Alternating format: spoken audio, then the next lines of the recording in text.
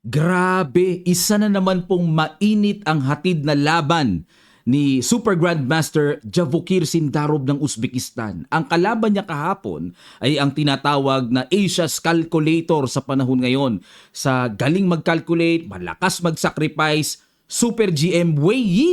Uubra ba ang mga sakripisyo dito ni Wei Yi sa napakamainit batang-batang si Sindarov? Yan po ang ating i-analyze ngayong mainit na round number 6. Pero bago yan mga kamatyas, sagutin muna natin ang puzzle na iniwan sa atin ng Internet Chess Club.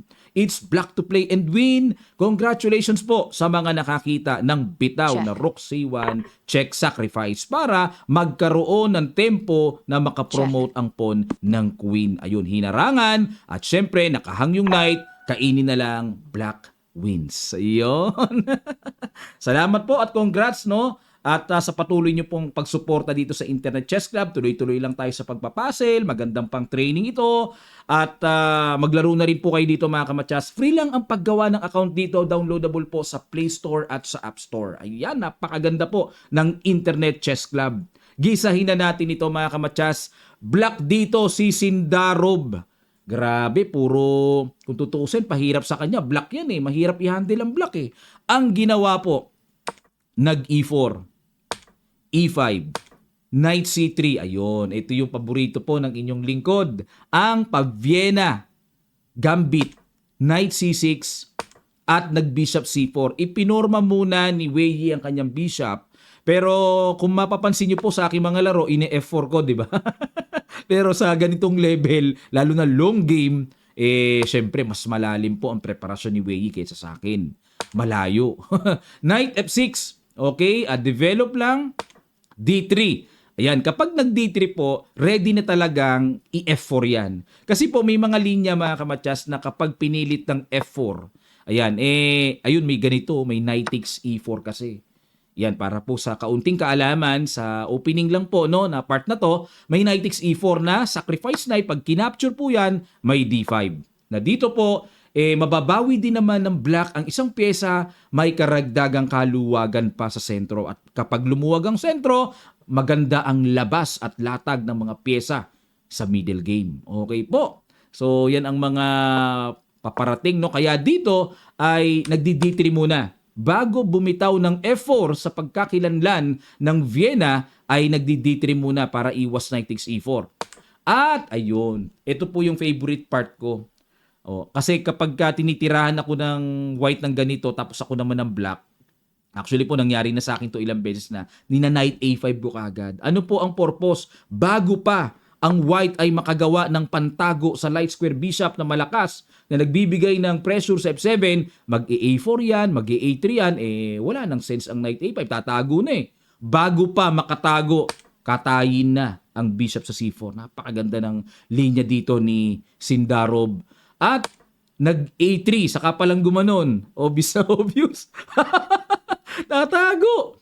Ay, tagpasin na.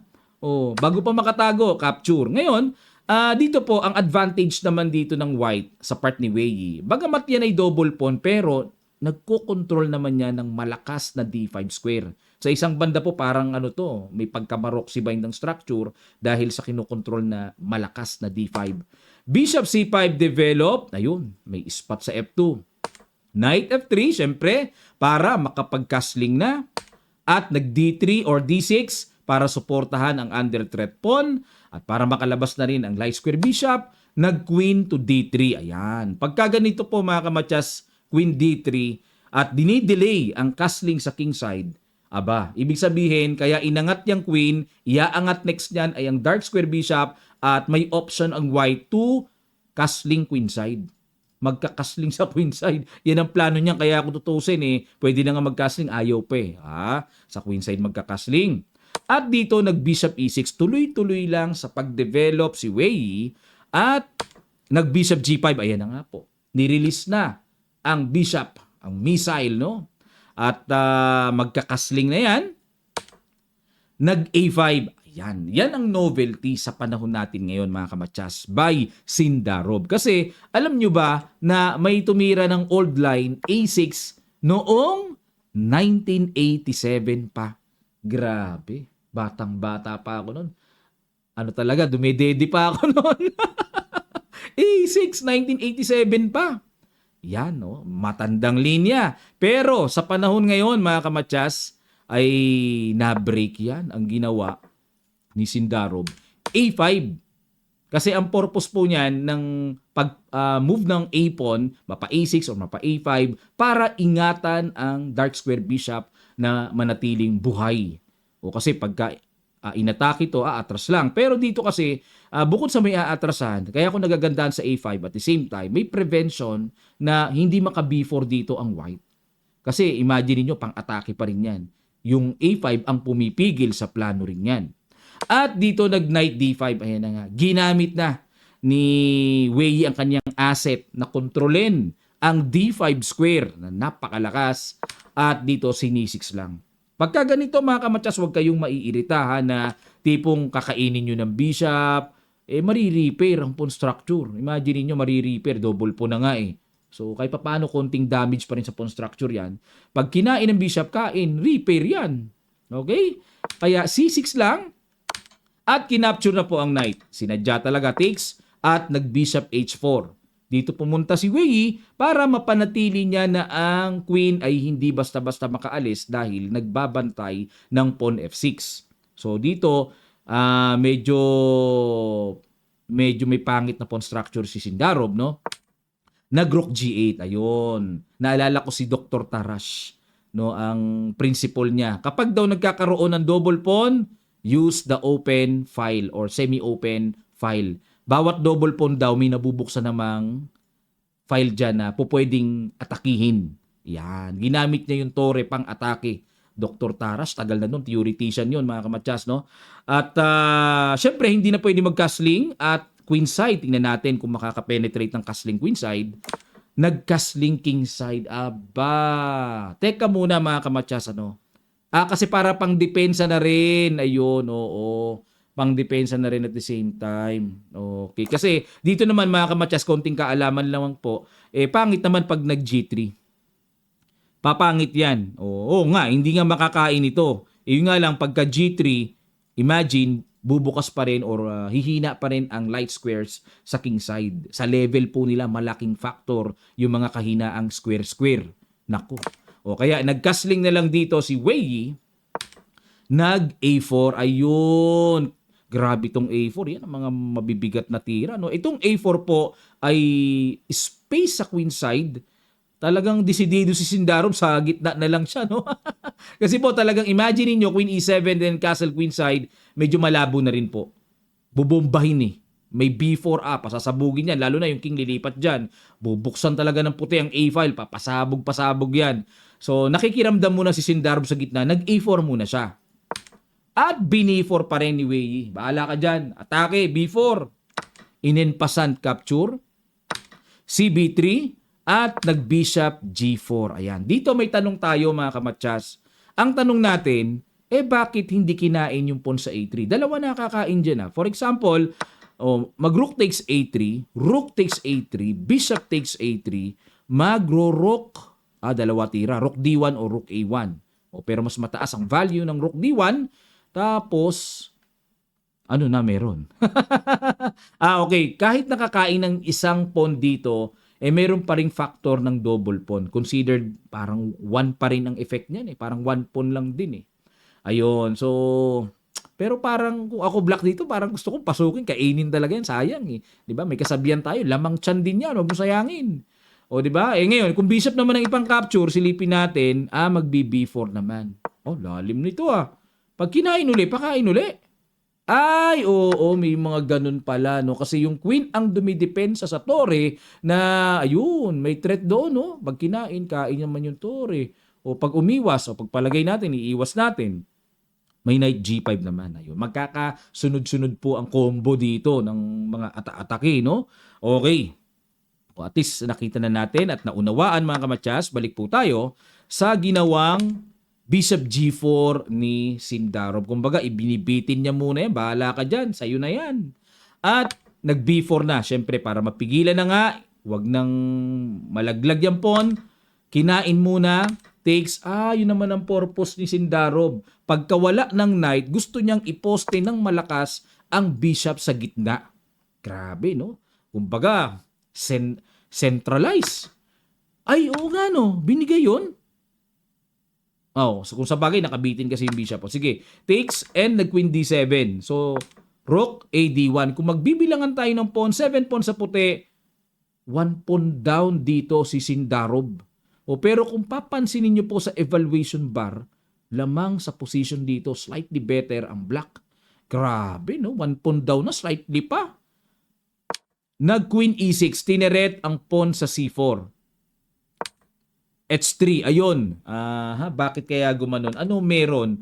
Halimbawa kung simplihan ko ng depensa, hindi pala pwede. Gustuin ko man depensa, may ganito. Rook G6 muna. Okay, paatras muna ng bishop. Tapos, grabe, may mga ganun-ganun pala. Pagka kain, double, babagsak yung pawn sa E4. Paano kung iharang ko? Sandali lang po mga kamatyas, pasensya na po ha. Tapos mag-H5.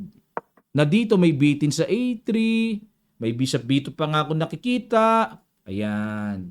Na dito, grabe talaga, lalim talaga ng chess ni Sindarov talaga, no?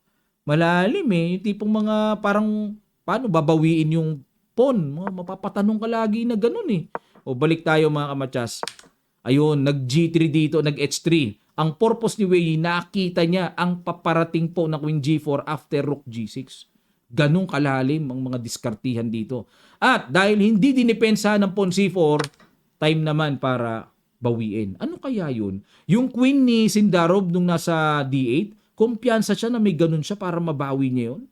Napakalalim naman na pag-analyze nun, natatanaw niya yun. Na pag yung queen niya nasa E6, itiret niya yung pawn babagsak yun, persado. Nip talaga, grabe naman lalim yun. Rook D3. Yan, so tanggap ni Wei na okay, nabawi mo yung isang pawn, tubo ka pa sa bishop position mo, ginawa niya, pinatibay niya yung pundasyon ng kanyang weak A3. Mahina pa rin yan Okay, kaya dinipensa niya ng doble-doble at nag-queen E6. Bumalik ulit. Rook FD1, syempre, kailangan gisingin, lagyan ng purpose ang tore. Lagi niyo pong papansinin yung mga kamatyas, ano yung mga pyesa sa atin na walang gamit. Tulog, gisingin, lagyan ng purpose. At nag-rook G6, bishop H4, ayun. Bakit binad mo ban? Obvious naman yun Bakit binad mo ban? Wala namang ibang pupuntahan. Ay, ayun ang na-miss. May na-miss pala dito si Wei na very practical approach. Rook takes bishop. Bakit? Kainin ko muna yung bishop halimbawa. Total nakabiti naman to. May queen G3. Ay, yun ang mahirap dyan na may check doon, may kain doon. Di salubungin ko muna ng tore para walang check. Hanging pa rin ng tore. Sasabay naman doon. May sabay ng rook takes pawn naman. Ay, grabe issues, ano? Pag kinain kasi to, kain yon. Sige nga, silipin lang natin para maliwanag na maliwanag. Kain. Kasi may nakikita akong ganito sabay B5. Equal naman. Equal naman, mga kamatyas, ano? Yan kahit pa paano equal. Kasi yung pakain, mga discarding ganyan, tapos babalikan. Rook A5, tapos King F2 or G4. Ayan. Dito po, accurate play, equal yan, yung ganitong klaseng endgame, mga kamatyas. Okay po, hinimay lang natin kasi nagtaka ko, bakit mali yung bishop H4? Kain lang pala yun. Isa pa po, pag kinain, halimbawa ito naman, tuluyan ng kainin gagad, bishop takes D4. Kumbaga, magpapa-quality down ng material dito ang white, pero malakas ang bishop, ang black king nasa sentro, so may mga factor pa rin yun para slightly better pa rin for black, pero mahirap pa rin ito sa black actually, mga kamatyas. Okay, balik po tayo.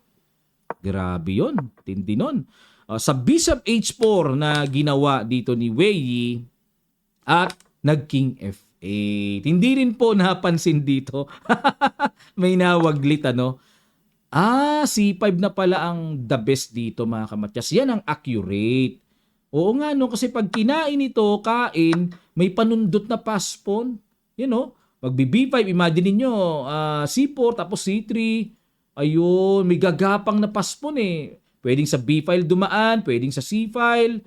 C5 nga ang the best na tira mga kamatsas na miss dito na mabilis ni Sindarov na may epekto kagad. Okay, King F8 ang ginawa niya. Gusto niya mag King G8 para masabing nakapag-castling na siya. Ang tawag po natin dyan, artificial castle ang paparating. Nag Queen H5. Threat dito sa pawn H7. Talagang obvious naman yun. King G8, yan naman talaga pupunta yun. At nag King H1. King H1. Okay, ilag lang po sa pressure ng G-file. At dito ayun, naihabol na ni Sindarov. Yan ang malakas, naihabol na. Kasi makakapag-produce ng pass pawn eh. Ayun, kaya pala naging G1 naman si Wei Yi para makailag sa bishop at makatulak na ng F4. Sacrifice po yan. Pero ang tanong, ano yan? Siyempre pag pinabayaan, F5 na yan, malakas yan. Pero ito, walang depensa. Mapapaisip ka kung ikaw ang tirahan ng F4, kung ako kay Sindarov, pakain? Ano meron? Kailangan kainin. Kasi sa bawat bigay ng kalaban mga kamatsas, bawat sacrifice, lagi nating titimbangin. Ano ba? I-accept ko ba yan? Mas kahit papaano ay makakagalaw-galaw, advantage sa akin, or mas maalwan sa akin? Pag pinabayaan mo naman, inignore mo naman, dinecline mo naman, baka mamaya maipit ka. So may mga consideration eh. Tama po yung pag-capture dito. Hinamon kumbaga, o sige, challenge si Wei, ano plano mo dyan? Anong ibig sabihin yan? Nag-Queen F3, binalikan para babawiin. Nag-Rook E8. Ayan. Hindi naman talaga 100% sabi nila, pang-computer na raw ang tira ni Sindarov, tao pa rin. Nagbabad move pa nga eh. So, ang purpose po ng Rook E8, ang basa dito, nag-battery to attack the E4 pawn. Okay po? Yan. Kumbaga, sige, kainin mo yung F4, babawi ako sa E4. Gusto niyang kumounter. Binadmoban. Bakit? Ano ang accurate? Bishop E5 lang. Kumbaga maging madamot muna sa pagbalik ng pawn sa pagkakataong ito. Bishop E5 muna, depensa muna sa F4 pawn. At ang nakikita ko po kasi dito ay yung push C4. Yan talaga ang magiging vital, no, yung makapag-produce ang black ng strong solid pass pawn. Yan ang magiging vital diyan eh. Pero balik tayo mga kamatsas, no. Ang ginawa kasi, nag-Rook E8 kumounter. Nag-Bishop F2. Okay. Kasi obvious naman kung kakainin, kain talaga yon. Okay, may bishop pa doon. Bishop F2, gustong pabagsakin dito ni Wei Yi ang strong foundation ng bishop. Kapag nawala yon, may mga tipong magiging threat na sa pawn D6 eh. In exchange, at nag-queen takes E4. Yan, nakipagsabayan na. Kain, ayun. Inagad po ni Wei Yi ang pagbawi niya. Kumbaga parang dito, medyo siguro na feeling hopeless siya. Nako, kailangan kong bumawi. Pumitas ka sa pawn E4 ko. Pero ang tama pala, dito ang tira. Kain, sabay Rook F3. Atakihin muna yung F4 and then may chance nang makabawi. Dalawa pa rin naman dito ang options, no, na pagbawian ng pawn na nakain sa E4. F4 or C5. At hindi kasi pwedeng kainin yon, no? Siyempre, wag kung may libre, kain ng kain, matchas tayo dyan. May tore na, may queen, maiiwanan ng queen ang pawn G2, matchas yan. So, obligado, Rook F3 para, ayun, makabawi ka. Pipili na lang ang black dito, ano ipapabawi niya. Balik tayo mga kamatchas sa ginawang Rook takes D6. Rook takes D6. Rook takes, ayun. Yan ang hindi napansin ni Wei Yi. May napakabigat na tirang Queen E3. Accurate na accurate. Grabe. Number 1 top choice ng computer engine, Queen E3. Biruin nyo ha, mga kamatchas, biruin nyo. Yung pawn C5, tutukan na, no? Parang normal response yan, kakainin yung pawn sa B4. Di ba? Yung Queen E3, bigat o. Tinan nyo ha, paano nasabing mabigat yan. Ang ginawa po dito, nag-Queen F3. Yan. Sa usapang endgame na paparating, halimbawa, i-accept ang challenge ng queen to queen. F takes E3, isang tulak na lang yan. Walang magagawang paraan ang white para pigilan ang magiging queen. Obligado bababa yan mga kamatsas. Tapos ipupush E2, mapapako ang tore sa E1, may C4. Yan ang matinding papagapang na sinasabi ko pa kanina. King G1, C3. King F2, ayun. Pagka ganyan po ang nangyari sa ganyang kalagayan, talagang malungkot na ang puti. Kasi hindi pwedeng kainin. Kain, makakapromote. O halimbawa, only move is to play A4 para mapigilan naman yung B5. At ang purpose ng A4 is to play B5, A5, ayan, makapag-produce ng pass-pawn, ibibigay yung pass-pawn hanggang dulo, pagka umalis, may kain dito. O di ba, yan ang diskarte. Kaso ito po gagawin, magro-rook E4. Bago pa magawa yung pinaplanong yun, halimbawa mag A5, bahala ka dyan, ibibigay na nga po ito eh. At hindi pa rin magalaw-galaw, rook takes hindi pwede, may C1 queen. King takes hindi pwede, may rook E4 check, kuha tore, then mawawala ang bantay sa C1, makakapromote queen. Wala. Mangyayari talagang lalagasin lang ng lalagasin ng black yan. Grabe talaga, Sindarovsky. Malupay yung Queen E3. O kaya, no choice si Wei kundi maghanap ng mga squares na kung saan ay basta wag lang Queen takes E3. Nag Queen F3. Ayan, may hamon na naman dito si Wei na gusto niyang, sige, kainin mo queen ko and mangyayari dito rook and pawn ending. Ang ginawa, nag C4. Okay. Pinurogress muna yung si pass pawn. Silent but grabe yan. Gagapang niya ng tahimik pero napaka-dangerous niyan. Queen G4 check. King F8, tago muna. Grabe talaga. Puring-puri naman ang tira. Laging ginugod mo ba ni Stockfish? Tama ang ginagawa mo. Malupites ka. Ayun, ang sabi ni Stockfish. Nag-rook D1. Baba muna para walang check mga kamatsas. Wala na eh. Grabe mga papagapang eh. Nag-Queen G5. Ayan. Ang chance na lang po dito, hindi pwedeng hindi, parang pag gumanon wala palang check, may queen nga pala. So, pag queen G5, may mga check-check doon, may mga pangulit na mga tipong pa-perpetual check, pag bumalik doon check, pag gumanon matchas pa. So, hindi pwedeng mag C2, may pa-perpetual check na paparating, no? Makakatabla pa. Pero dito mga kamatyas, dito po ko humanga sa lahat ng binitawang tira ni Sindarov dito. Ito yung brilliant move na masasabing napakatindi. Pakiguess nyo po yung tira na yon. Sa ilang sandali lang, itutuloy kaagad natin. Start.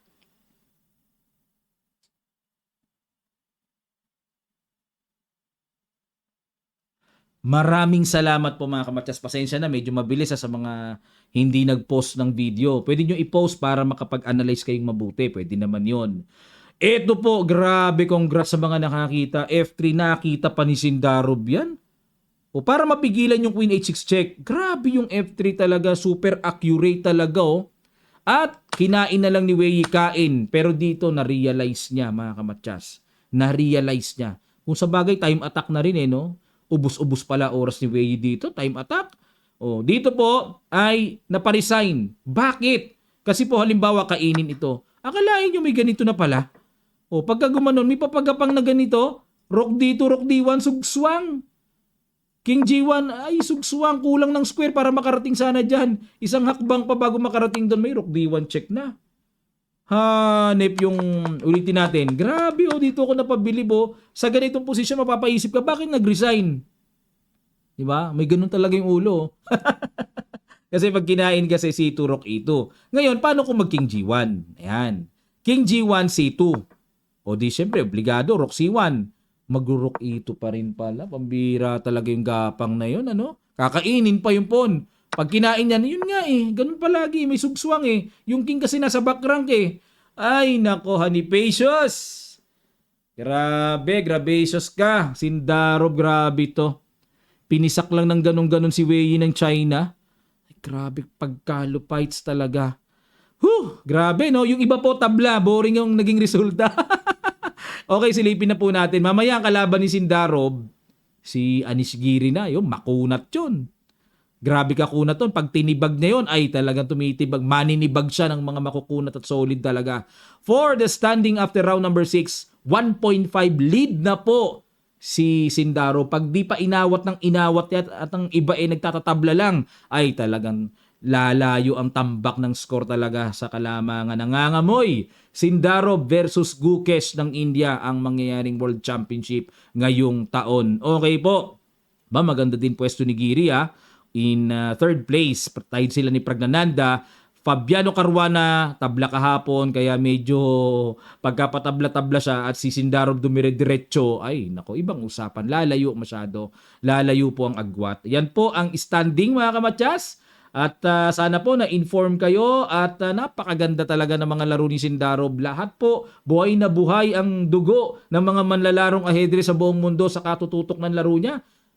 Walang tabla-tabla Pinipisak niya yung mga mamaw At konting silip lang po mga kamatsa sa women's naman. Ayan, ang leading po ay si Anna Muzichuk ng Ukraine sa score na 4 points at Chinese naman ang pumapangalawa. Alright, yan po ang standing naman sa women's. Maraming salamat po mga kamatsas. Sa mga di pa po nakakapag-subscribe sa channel na to, please do subscribe mga kamatsas. Pasuporta na lang po ang channel na to, ha. Maraming salamat at magkita-kita pa tayo sa mga susunod pang chess updates, God willing.